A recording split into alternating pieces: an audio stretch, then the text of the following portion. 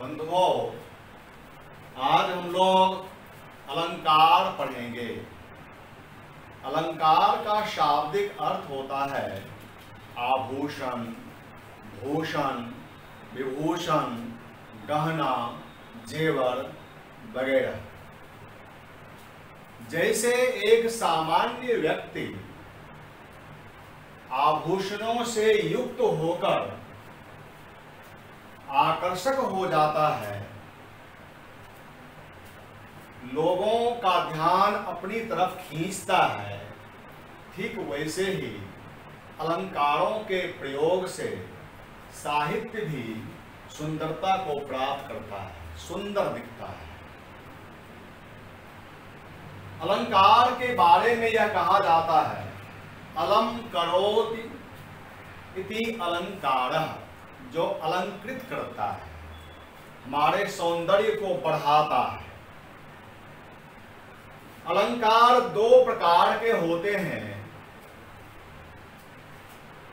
शब्दालंकार और अर्थालंकार। शब्दालंकार में शब्दों, पदों या फिर ध्वनियों में अलंकार पाया जाता है।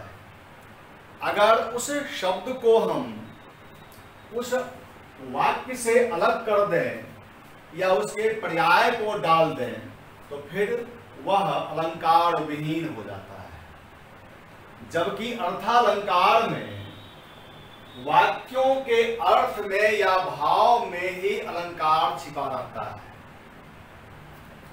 किसी पद या पदबंध या वाक्यांश या वाक्य के अर्थ में, भाव पक्ष में अलंकार पाया जाता है। बंधुओं, आपके सामने दो चित्र दिए गए हैं। दोनों चित्रों को देख करके आप खुद अनुमान लगा सकते हैं कि दोनों में आकर्षक कौन है और अनाकर्षक कौन है।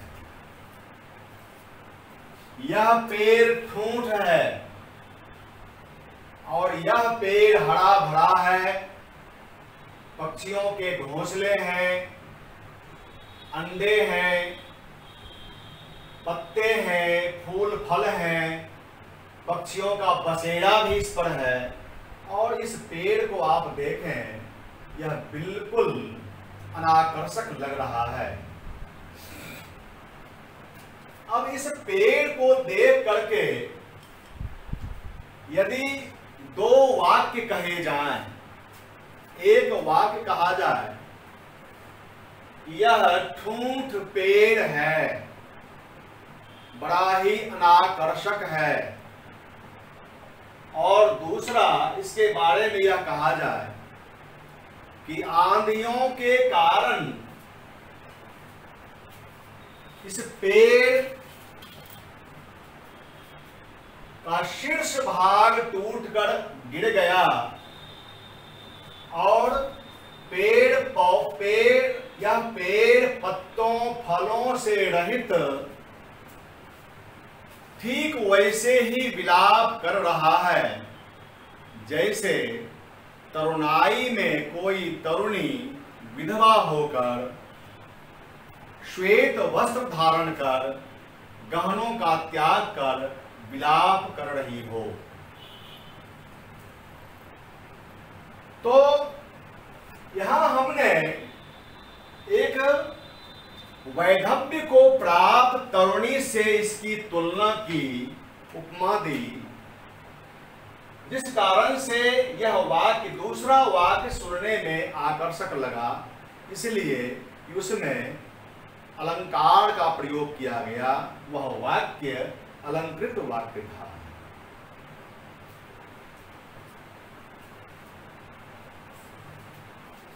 शब्दालंकार में अनुप्रास, स्वर मैत्री, विप्सा, यमक, श्लेष आदि अलंकार आते हैं। जबकि अर्थालंकार में उपमा, रूपक, उत्प्रेक्षा, अन्योक्ति, अतिशयोक्ति, व्यतिरेक, विरोधाभास, मानवीकरण, संदेह और दृष्टांत जैसे अलंकार आते हैं। मैंने बताया कि शब्दालंकार से, यानी जिस शब्द में अलंकार है उस अलंकार को, उस शब्द को हटा दिया जाए तो फिर वह वाक्य अलंकार विहीन हो जाता है। जबकि अर्थालंकार में चूंकि भाव पक्ष अलंकृत होता है, इसलिए अगर उसके पर्यायवाची को भी डाल दिया जाए तो उसके भाव पक्ष में या अर्थ के पक्ष में कोई अंतर नहीं आ पाता है। तो मुख्य रूप से शब्दालंकार और अर्थालंकार में यही फर्क दिखाई पड़ता है। आज हम 4 अलंकारों की बात करेंगे। अनुप्रास और स्वर मैत्री अलंकार। अनुप्रास अलंकार में किसी खास व्यंजन वर्ण की लगातार आवृत्ति होती है, जबकि स्वर मैत्री अलंकार में किसी खास स्वर की मात्रा की लगातार आवृत्ति होती है। तो अंतर यही जानना है कि स्वर वर्ण या उसकी मात्रा का लगातार आना स्वर मैत्री है और किसी खास व्यंजन को का लगातार आना अनुप्रास अलंकार है। अब देखिए यहां लिखा हुआ है, प्रसाद के काव्य कानन की काकली कह कहे लगाती नजर आती है।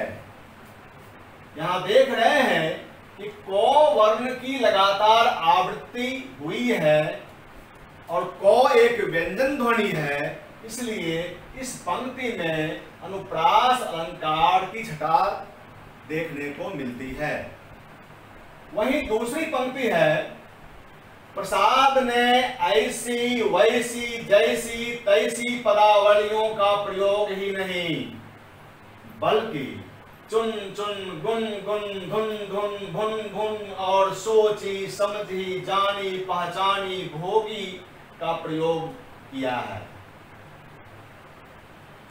हम देख रहे हैं ऐसी सी में ई की मात्रा, वैसी में वै में ऐ और सी में फिर ई की मात्रा। तो यहां पर ऐ और ई की मात्राओं की आवृत्ति हुई है। यहां पर उकार की जो मात्रा है उसकी आवृत्ति हुई है।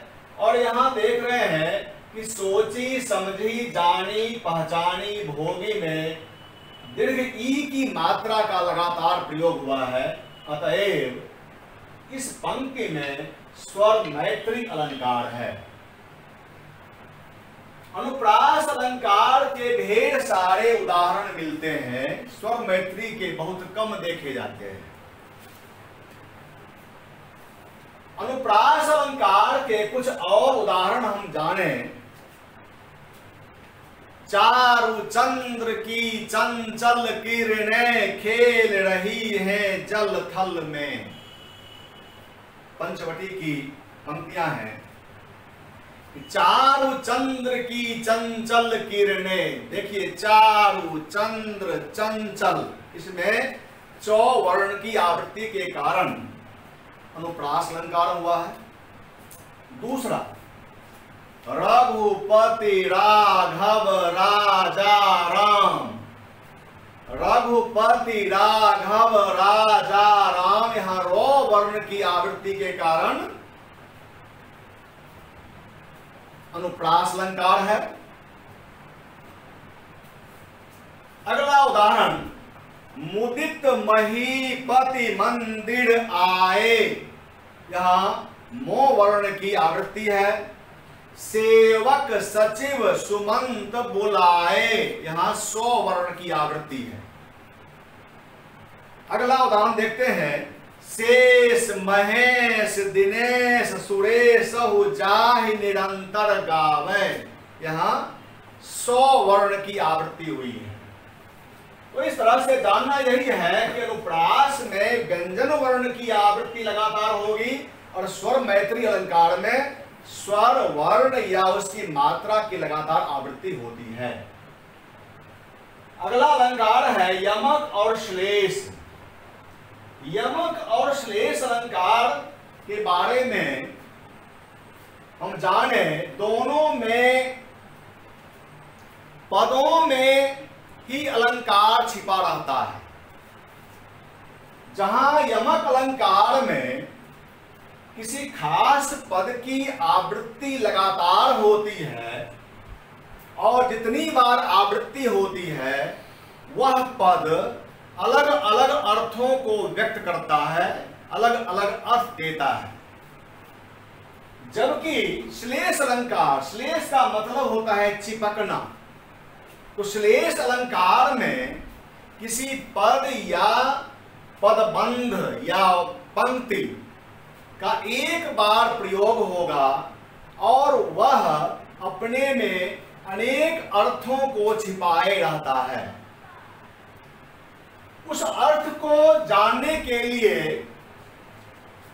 आप प्रसंग पर ध्यान देंगे, क्योंकि इस तरह के प्रसंग उसमें दिए रहते हैं। जैसे उदाहरण देखें आप,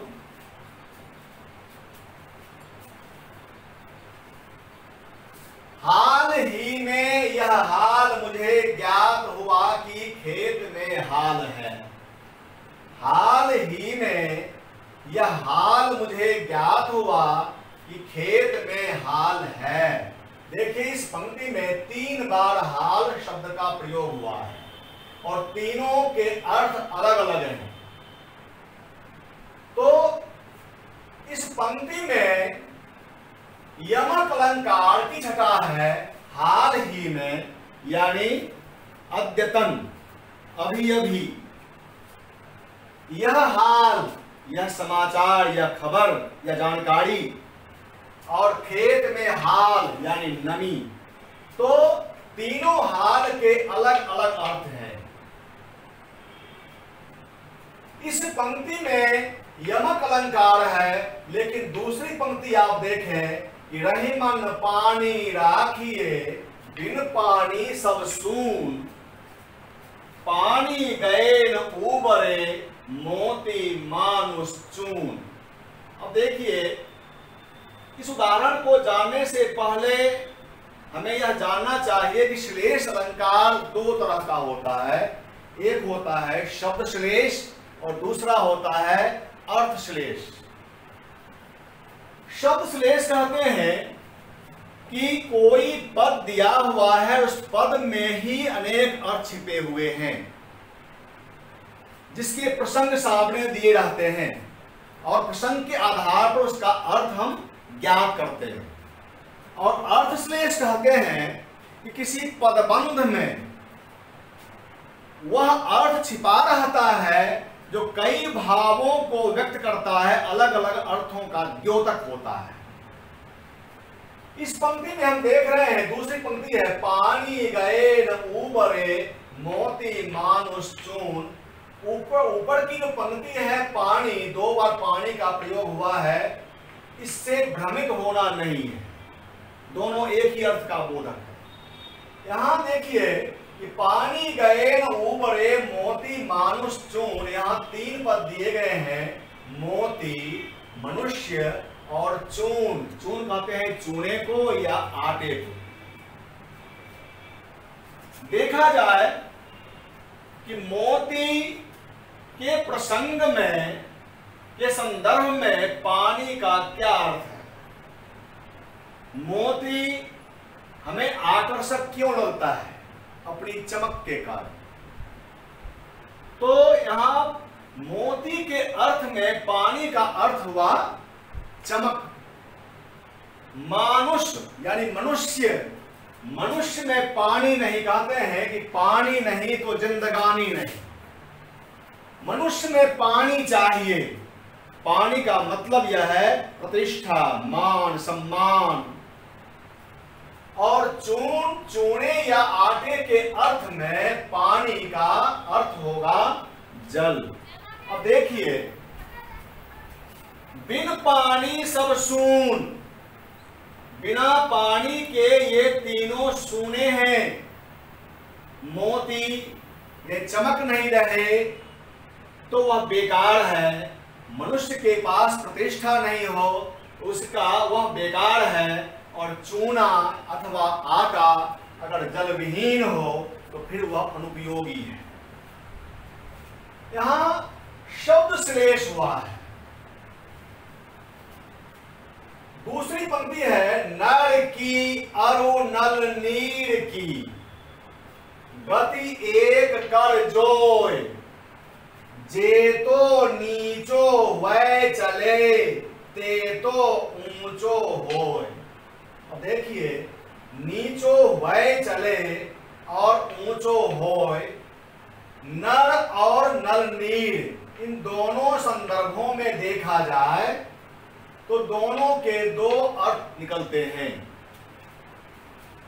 नर के अर्थ में है कि नर जितना ही नीचे होगा यानी जितना ही विनम्र होगा, नम्र होगा, समाज में उतना ही प्रतिष्ठित होगा। और नल नीर यानी नल का नीर, नल को जितना ही नीचे रखा जाएगा पानी की धारा उतनी ही ऊंचाई को प्राप्त करेगी, पानी उतना ही ऊंचा फेंकेगा।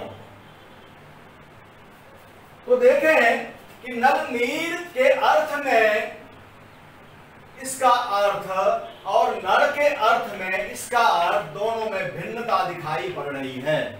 यहां नल नीर में अविधेयार्थ है, अविधा शब्द शक्ति के आधार पर उसका अर्थ निकाला गया, जबकि नर के प्रसंग में लक्षणा शक्ति के आधार पर उसका अर्थ निकाला गया।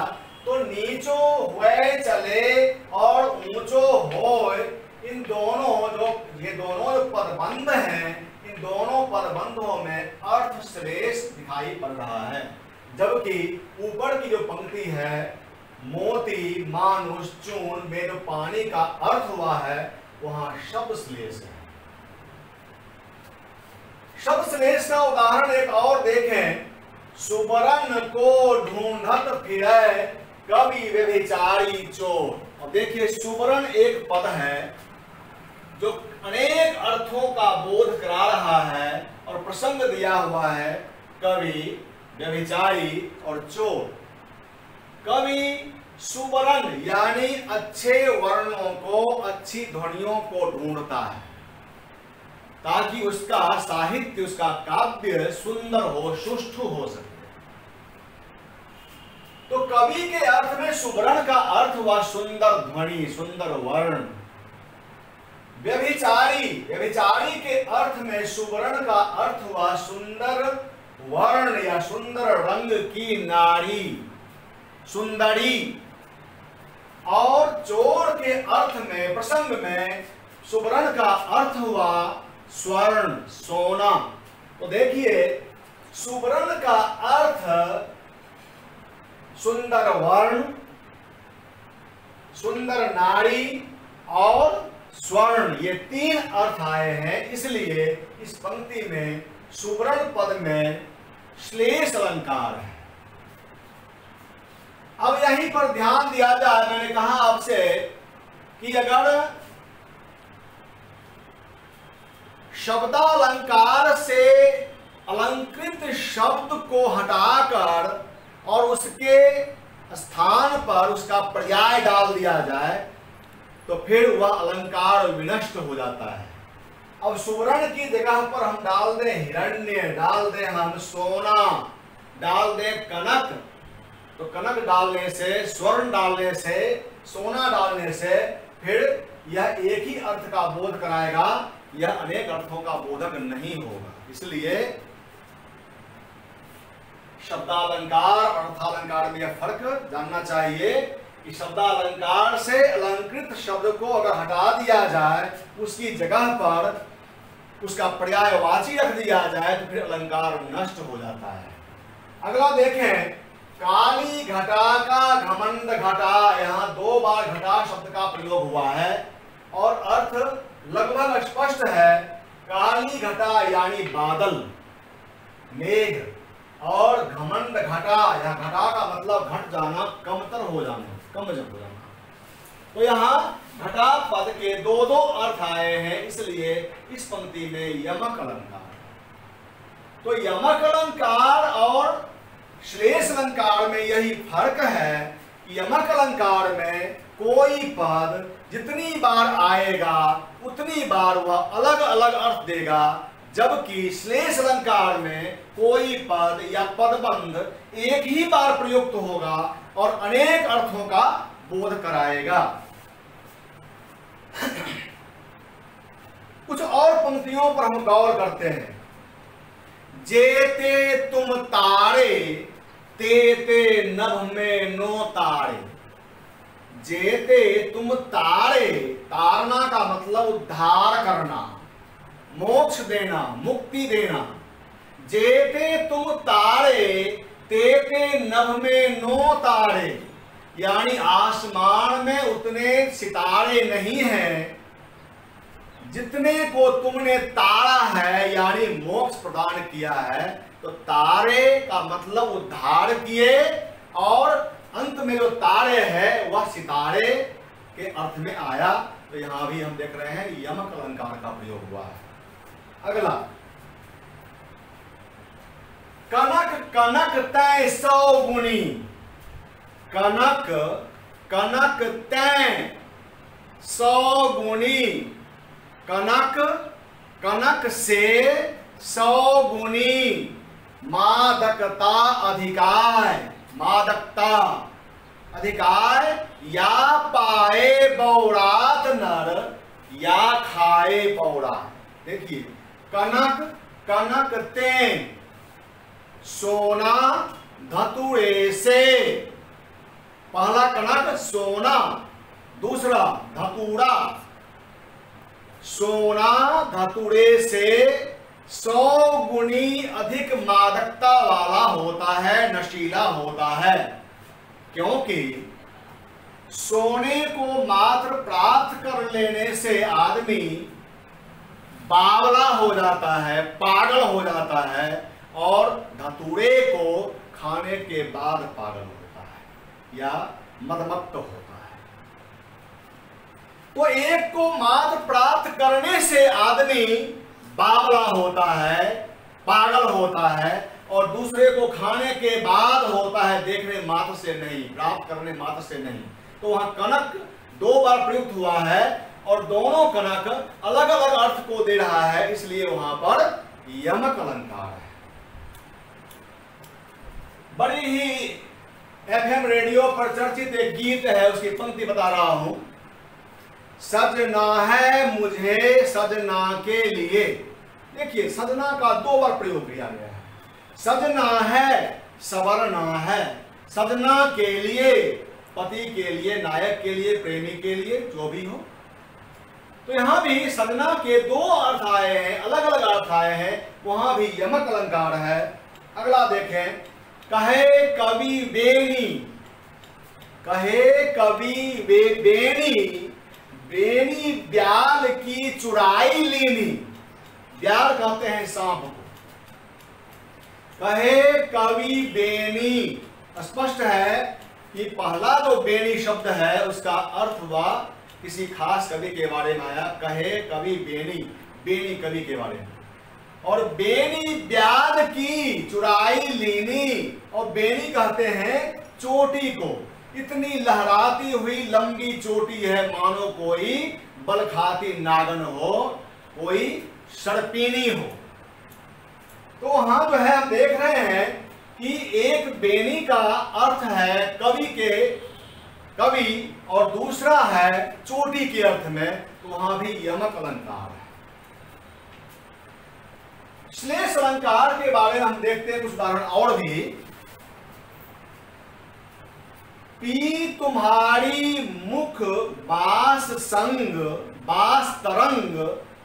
पी तुम्हारी मुख बास तरंग, आज बौरे भौरे सहका।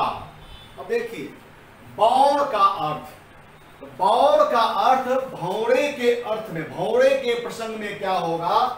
मस्त होना। और सहकार कहते हैं आम को। आम के अर्थ में, प्रसंग में क्या है? बौर का अर्थ मंजरियां। तो यहां देख रहे हैं कि श्लेष अलंकार का प्रयोग किया गया है बौड़ में, और प्रसंग दो दिए हुए हैं, भौरे और सहकार यानी आम। ठीक वैसे ही जो रहीम गति दीप की, कुल कपूत गति सोय, बारे उजियारे करे, बढ़े अंधेरो ओर। अब देखिए यहां पर बारना, बारना का के दो अर्थ, पहला हुआ जलाना और दूसरा अर्थ है बचपन, लड़कपन। बढ़ाए के भी दो अर्थ हुए, एक हुआ बुझना, जैसे अक्सर दुकानदार लोग कहा करते हैं कि मैं दुकान बढ़ाकर आ रहा हूं। दुकान बढ़ाकर, दुकान बंद करने की बात नहीं कही जाती है, कहा जाता है कि दुकान बढ़ाकर मैं आ रहा हूं। तो बढ़े बुझने पर और बढ़े बड़े होने पर। कहने का मतलब यह है कि बारे के दो अर्थ यहां हुए, बचपन और जलाना, और बढ़े के भी दो अर्थ हुए, बुझना और बड़ा होना। तो यहां पर दीप और कपूत दोनों की समान प्रकृति बताने के क्रम में कवि ने, रहीम ने श्लेष अलंकार का प्रयोग किया है। इस तरह से आज हमने चार अलंकारों की बात की, अनुप्रास और स्वर मैत्री। अनुप्रास में व्यंजन वर्णों की आवृत्ति, स्वर मैत्री में स्वर की मात्राओं की आवृत्ति। यमक और श्लेष, यमक में किसी खास पद की लगातार आवृत्ति और अलग अलग अर्थ प्रदान करना, और श्लेष अलंकार में किसी पद या पदबंध या पंक्ति की उसका प्रयोग एक बार लेकिन कई अर्थों का वह बोधक। तो इस तरह से आज हमने चार अलंकार पढ़े, अगले दिन हम शेष अलंकारों की बात करेंगे। धन्यवाद।